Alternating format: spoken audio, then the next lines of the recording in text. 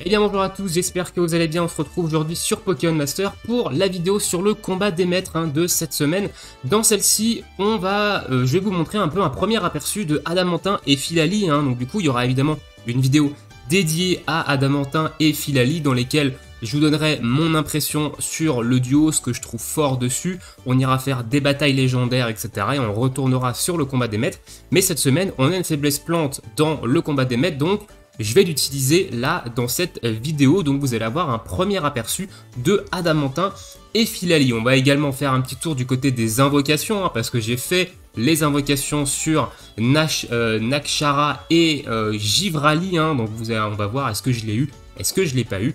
Et sur ce, écoutez, c'est parti, timecode dans la description. On va commencer par évidemment le récap des invoques.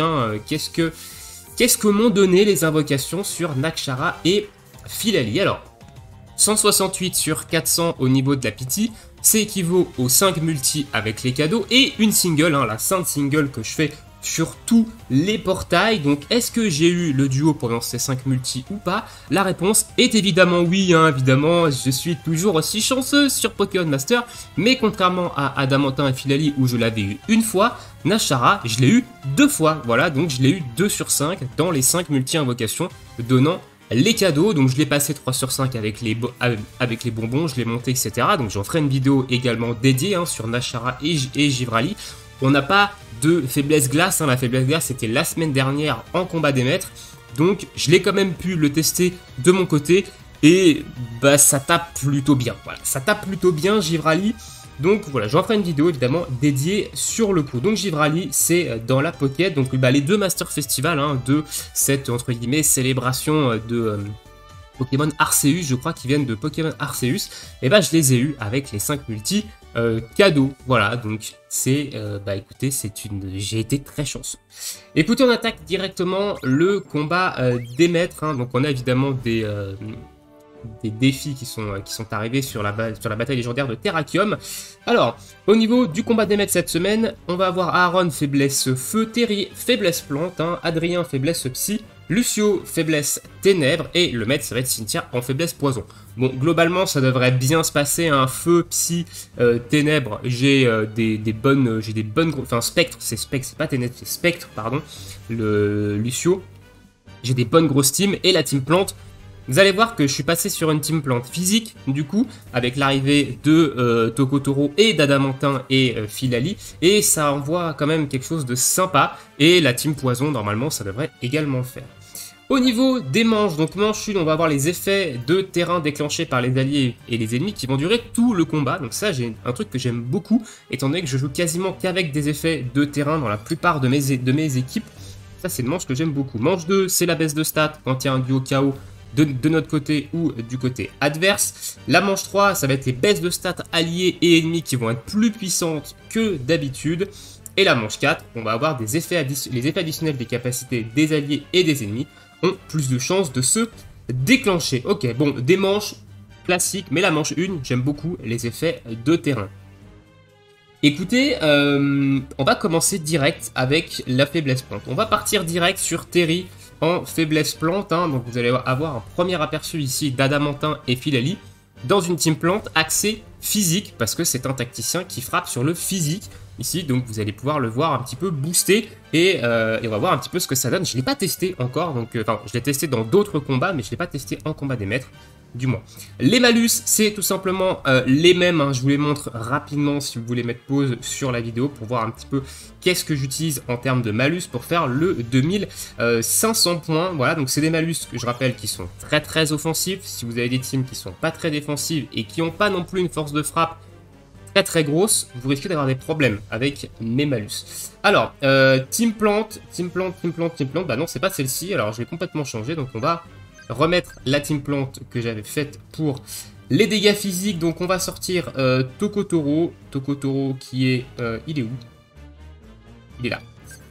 Tokotoro, et du coup le troisième de la plante c'est Badabon, voilà. Donc ma team plante aujourd'hui elle ressemble à ça, donc on va avoir Junko avec sa méga évolution, on le testera bien évidemment, mais Junko c'est surtout un frappeur spé, on va surtout utiliser Tempête Verte, même si sa capacité yo c'est du physique, il y a peu de plateaux Balgraine intéressants, donc c'est plutôt du spé. Là où Adamantin et Philali, c'est que du physique. Allez, écoutez, c'est parti, trêve de blabla, on va voir un petit peu ce que ça donne. Premier aperçu d'Adamantin et Philali en combat des maîtres mode élite. Let's go!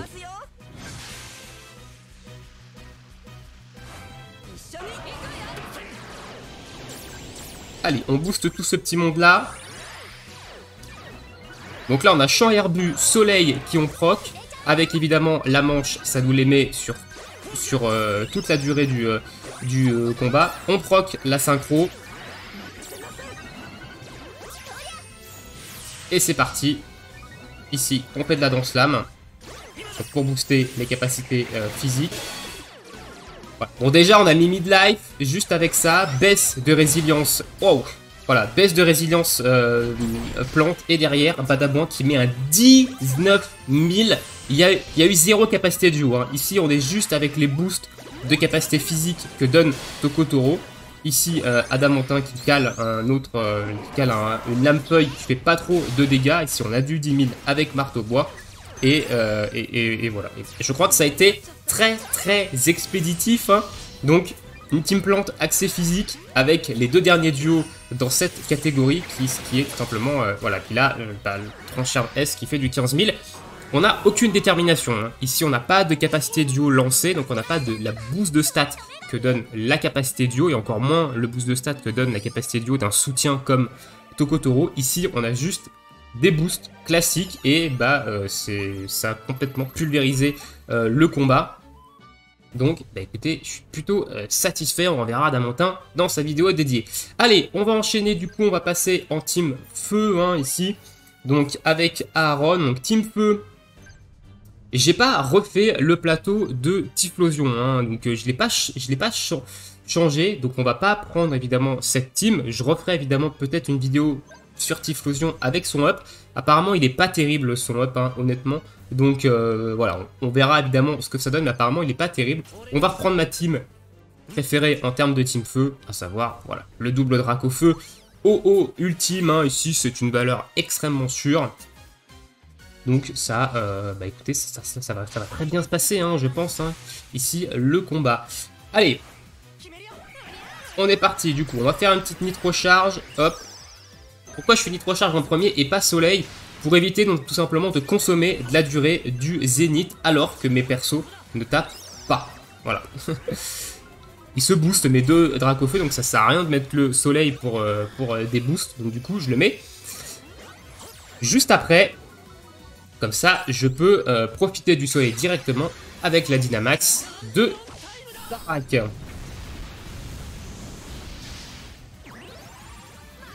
Allez, feu de l'enfer qui coûte rien, parce qu'on a claqué le move dresseur juste avant. Ici, le Dracofeu qui va taper, hop. On va capacité duo avec le Dracofeu de Tarak. On va se remettre le soleil après la nitro charge ici de OO.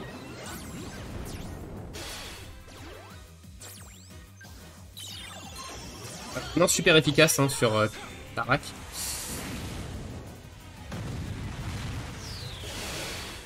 Les bons petits dégâts. On repose le zénith. Donc là, le fait de pas claquer le zénith d'entrée de combat, ça fait qu'on n'a pas perdu, en fait, tout simplement, le zénith. Donc là, on va canicule. Ok, donc là, il est mort avec les dégâts de la fournaise. Hein.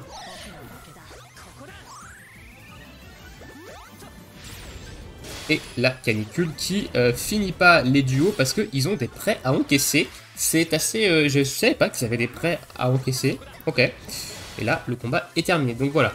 Donc, pensez bien, ça c'est des petites astuces quand vous utilisez des duos avec des météos ou des zones. Ne claquez pas, les claquez pas d'entrée de jeu si c'est pas utile. Genre si par exemple votre duo, il n'a pas besoin forcément d'être sous météo pour mettre des boosts.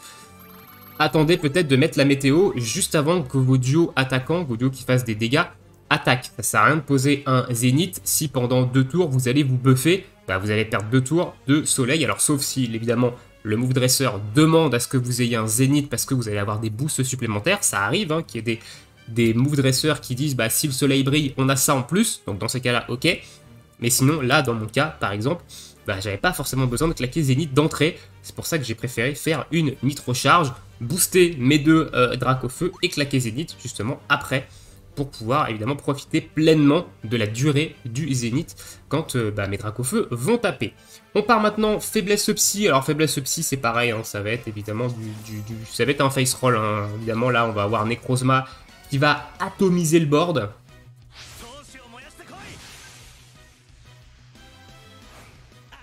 Allez, let's go. Donc ici je pose le champ psy. Hein, directement parce que bah de toute façon je sais que il va pas s'en aller et dans tous les cas je vais one shoot avec une capacité duo très certainement. Voilà, donc ici on garde évidemment le super efficace hein, que j'ai sur Necrozma. Hop, on réduit de 1, on buff et là c'est parti. Capacité duo avec Necrozma, et ça devrait logiquement faire le taf. Voilà. Alors après, il n'a pas plus 3 critique, donc si ça critique pas, ouais, ça va pas non plus faire énormément de dégâts, il est qu'à plus 1. J'aurais dû faire Avide de gloire avant, ça l'aurait passé à plus 3. Là, on va remettre le champ psychique.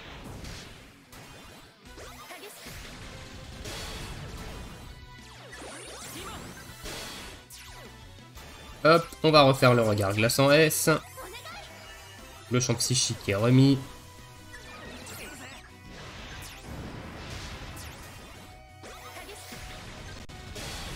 Et normalement, ça devrait rouler tout debout ici. Hein. On devrait quand même... 4000, hein. 4000, hein. C'est un support hein, quand même... Articodin, enfin c'est un support un peu fou furieux. Et 7005 pour la force ajoutée de Mushono. Voilà. J'aurais dû faire, le move dresseur de Articodin avant la capacité du haut pour passer à plus 30 critique. On aurait sûrement, évidemment, terminé le combat beaucoup plus vite. Parce que je crois qu'on n'a pas de critique sur le mid. Et voilà. Allez, c'est parti. Lucio, faiblesse spectre. Hop, tac, tac, tac. Ombre. Alors moi j'ai mis ombre, mais c'est spectre normalement. Let's go.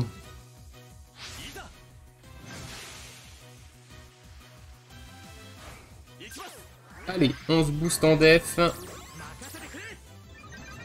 Oups, j'ai raté mon move. Donc là c'est pareil, hein, je me booste avant avec Giratina, je claque le souhait spectre juste après. Comme ça, bah, au moment où je claque le souhait spectre, et bah, je peux profiter pleinement de la zone. Hein. Derrière, j'ai avoir mon rayon spectral qui est boosté.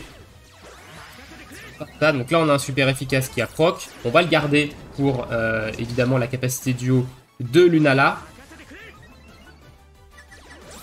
Hop. On refait revenant. Donc là, j'aurais pu faire un souhait spectre parce qu'on voit en haut à gauche que la zone clignote. Donc c'est qu'elle va s'en aller. On a un super efficace sur la tronche. Ok, les dégâts sont quand même plutôt corrects. Le petit peur qui passe. Donc là, on va perdre la zone. Alors, on a perdu la zone. J'aurais dû la remettre plutôt que de relancer un revenant. Mais c'est pas grave. Le revenant ici qui va terminer le duo du centre. Et derrière, c'est parti. Alors les dégâts, vous voyez, les dégâts de Lunala sont quand même, ils sont quand même timides hein, quand on n'est pas sous zone spectre.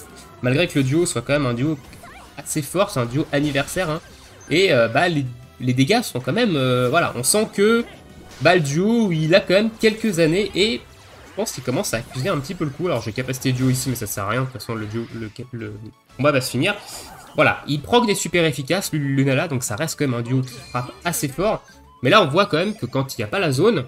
et contrairement à d'autres duos, il a du mal. Hein. Il a quand même un petit peu de mal, mais ça reste quand même un très bon attaquant, Lunala. Ok, passons au maître, Cynthia, évidemment, ici. Donc moi, je vais prendre la zone de terrain, la zone qui est là tout le temps. Hein. Ça va me permettre d'avoir ma zone poison là tout le temps. Voilà, donc ça va être beaucoup plus pratique pour gérer le combat. Et notamment, on peut la claquer en premier, on sait qu'elle ne s'en ira pas. Donc ça, c'est quelque chose de très intéressant. Donc en team poison... J'étais parti là-dessus, on a eu une faiblesse psy, donc évidemment j'ai pas le soutien, donc on va prendre Lucario. Ici, voilà, on va prendre Lucario, ça va pas ne... voilà, il n'y a pas eu de faiblesse combat, donc on va pas se priver, on va prendre le gros Lucario. Et c'est parti.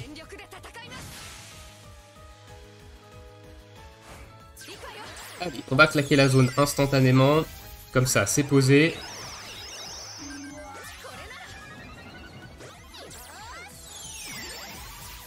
Et on va claquer acide de notre côté. Crochet venin. Ok. Alors je vais pas capacité duo évidemment avec Lucario parce que sinon je vais reposer hein, la zone... et je vais reposer la zone combat et ça va aller... ça va pas... ça va péter ma zone poison. Donc là je fais de l'acide avec... avec Mandrion. Alors ça baisse la défense spé. C'est pas très compatible avec évidemment Nostanfer. Hein.